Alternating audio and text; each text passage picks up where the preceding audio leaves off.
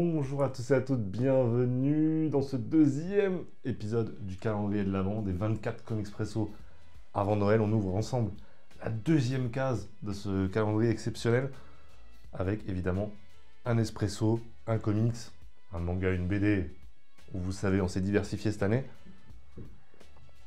Mais avant ça, comme tous les jours de ce mois de décembre, on va tout simplement ouvrir un commentaire, une question et y répondre. Sachez qu'il est actuellement 3h38 du matin.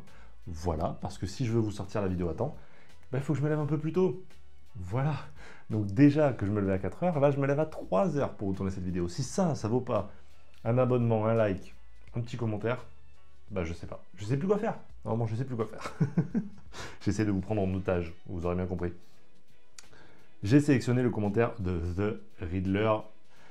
Coucou Lulu, déjà, si tu passes par là, et je sais que tu passeras par là, tu es une fidèle de la chaîne, j'espère que tu vas bien. Elle nous demande comment tu vois la chaîne dans un an. Promis, pour les prochaines questions, on partira dans des trucs vraiment beaucoup plus directs sur les mangas, les comics, les BD, mais effectivement, il faut donner un peu des news. Vous savez qu'on a fêté les 4 ans de la chaîne en novembre, donc vous savez peut-être pas d'ailleurs. Donc j'avais envie de faire une petite vidéo bilan, peut-être qu'on la fera quand même en janvier. En tout cas, comment je vois la chaîne dans un an? Et je sais même pas si je la vois, en vérité. C'est là où je vous dis qu'il va falloir qu'on philosophe un peu. Je sais pas. Franchement, je sais pas parce que je sais pas si je vais continuer longtemps, en fait. Et je suis pas pessimiste là-dessus, hein. C'est un propos que j'ai depuis un petit moment. En fait, il y a eu un constat, j'allais dire triste, c'est pas triste du tout. J'ai eu un constat que sur les 400 et quelques vidéos de la chaîne, oui, et c'est sans compter les lives, il y en avait une poignée qui vraiment me plaisait en tant que spectateur. Que vraiment je prenais du plaisir à regarder, il devait y en avoir, je pense, une dizaine. Et c'est pas beaucoup. C'est pas beaucoup. Encore une fois, c'est pas grave, hein. Mais ça me prouvait juste que à un moment, il fallait produire pour produire. Quand on sortait une vidéo par semaine, voire une vidéo par jour, c'était quasiment... Enfin, c'était pas des vidéos qui me plaisaient. C'était pas possible d'ailleurs de faire des vidéos qui me plaisaient parce que moi, ce que j'ai l'habitude de consommer sur YouTube, c'est des grosses productions, avec des gros montages, avec plusieurs caméras, etc. etc. Et du coup, il y avait une sorte de petite frustration d'amateurisme. J'en avais marre, en fait, de voir ma chaîne comme un truc ultra amateur, que ce soit au niveau des miniatures, que ce soit au niveau du montage, que ce soit au niveau des concepts, etc. J'avoue que ça me saoule un peu. Et en même temps, tu vois, ces gens-là, ils ont des sociétés de production, des trucs derrière, qui font que je pourrais pas être au niveau. Donc, est-ce que cette frustration va me saouler un jour? Peut-être. En attendant, en tout cas, où je vois ma chaîne dans un an, c'est... Déjà, je pense que je me serai éclaté. Je pense que 2025, je me serai éclaté parce que déjà, ce sera la première année où on fera manga, BD, comics en entier. Ça, c'est trop cool. Si vous vous demandez si à 3h40 du matin, ça empêche le voisin de gueuler, c'est non. Voilà. Du coup, je sais plus où je disais. Ouais, je pense qu'on sera éclaté avec effectivement les 3 médiums. Et en plus de ça, il y a des très gros concepts, ce que je considère être des gros concepts qui arrivent, avec un peu plus de production, avec des invités dans le décor. Donc ça va être assez fou. 2025, il y a un gros déménagement, encore une fois. Vous allez avoir un nouveau décor, encore une fois, bien que celui-ci, il me plaît pas mal. Donc, ouais, et effectivement, il y a beaucoup de changements, niveau perso aussi. Donc, où est-ce que je me vois dans un an? Je sais pas, je dirais que je serais assez serein, assez paisible, parce que je suis assez réaliste, je pense. Et c'est pas grave. Alors, franchement, moi je m'éclate par exemple sur Ex Libris. Ex Libris, ça s'arrêtera jamais. Je peux vous mentir, ça s'arrêtera jamais. C'est juste trop bien ce qu'on fait sur Ex Libris. Moi je m'éclate et franchement, c'est un des trucs dont je suis le plus fier. Voilà. Que ce soit Ramène ton tome, Ex Libris, Focus Club, La Brasserie Geek, tout ça c'est trop bien. C'est des podcasts qui continuent et moi je m'éclate là dans cet exercice. On fera toujours des lives. Voilà. Le live longue durée, je vais pas vous mentir, c'est pas un spoiler, il y aura le 27h en 2025. J'ai déjà la date, voilà. Je connais déjà certains invités, je connais déjà le concept, tout ça, tout ça. Donc je pense qu'il y aura aussi une certaine fierté à avoir fait ça. Voilà, où est-ce que je sais pas, dans un an. Est-ce que vous savez où vous serez dans un an? J'ai l'impression que c'est si loin en même temps. Mais en tout cas, on va s'éclater au maximum, d'accord, 2025. Et si ça me saoule, ça me saoule. Mais franchement, de ce que là j'ai prévu, je pense qu'il y a de quoi s'éclater encore un petit moment. Voilà. En tout cas, aujourd'hui, j'essaye de décourter la vidéo, c'est censé être un comics presso quand même. Aujourd'hui, on va parler d'une lecture marquante, évidemment, de cette année. C'est un comics signé Lorenzo De Felici.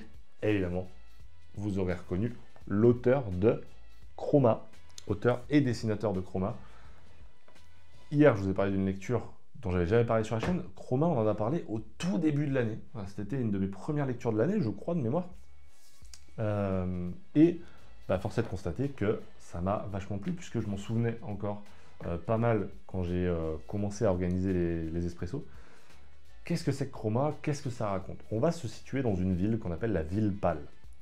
Pour une raison obscure, la ville pâle a décidé de bannir toutes les couleurs. Voilà. C'est-à-dire qu'ils sont tous habillés en blanc, ils se mettent, je crois, de la craie sur la tronche, etc., pour être le plus blanc possible, pour qu'il n'y ait plus aucune couleur dans le paysage. Jusqu'au jour où ils vont capturer un monstre.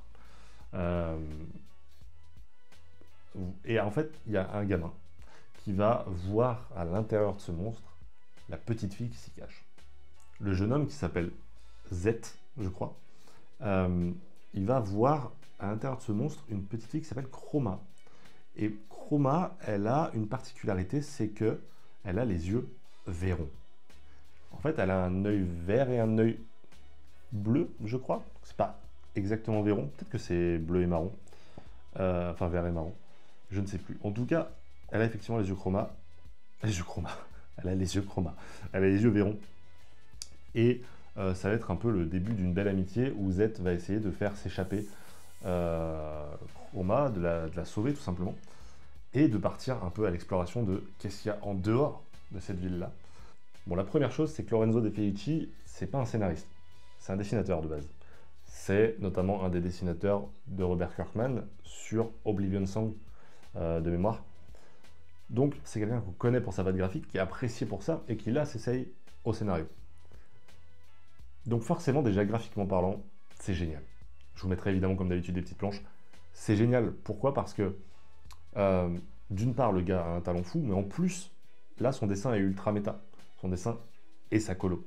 C'est ultra méta parce que ça vient... le récit utilise la couleur pour avoir un propos. Et c'est trop bien en fait. Tu as plusieurs couches de compréhension, rien qu'au niveau du dessin. Je pense que c'est une claque graphique pour beaucoup de monde. Mais au-delà de la couleur, qui est évidemment le propos principal, on va avoir des décors assez dingues, des personnages vachement bien caractérisés, hyper mignons, auxquels tu t'attaches facilement. Le chara design est assez fantastique. Bref, le gars est vraiment très doué. Maintenant, niveau scénario, est-ce que c'est à la hauteur? Bon, vous vous doutez que s'il est 23e dans ce classement, c'est qu'il y a quand même un ou deux défauts. Déjà, 23e dans mon classement, sachez que c'est l'année où j'ai le plus lu de toute ma vie. Donc, être top 23, pour moi, c'est déjà avoir mis Chroma dans une très bonne place au niveau de mon classement.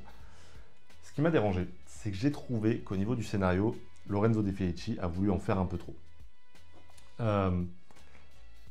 Et quand c'est un de tes premiers scénars, j'ai pas envie de dire que c'est son premier scénar, mais je crois que c'est un de ses premiers.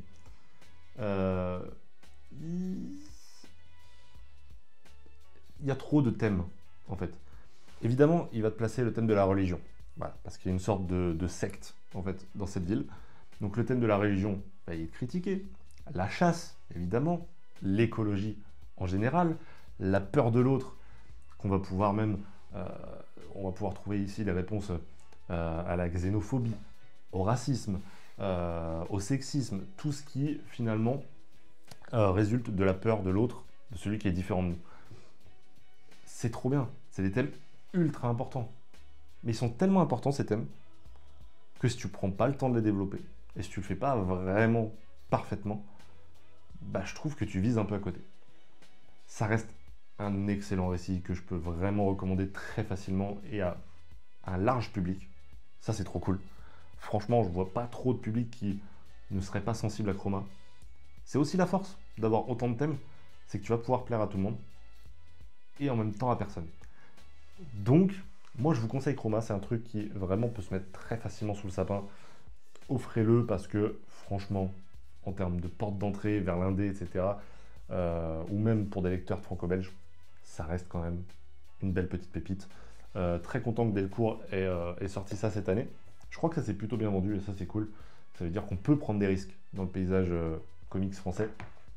Et ça nous régale.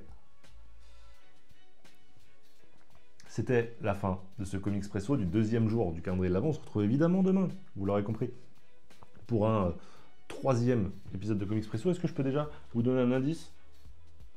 Oh oui, je vais pouvoir vous donner un indice sur le prétendant. Peut-être que vous allez pouvoir deviner dans les commentaires. C'est un récit qui est sorti là ces 2 derniers mois. Voilà. Je vous dis ça. C'est un récit qui est sorti en cette fin d'année et que du coup, j'ai pas vraiment chroniqué sur cette chaîne, je crois. Voilà. Allez-y, à vos commentaires, à vos claviers. On se retrouve demain. Passez une très belle journée et d'ici là, portez-vous bien, prenez soin de vos proches et ciao tout le monde.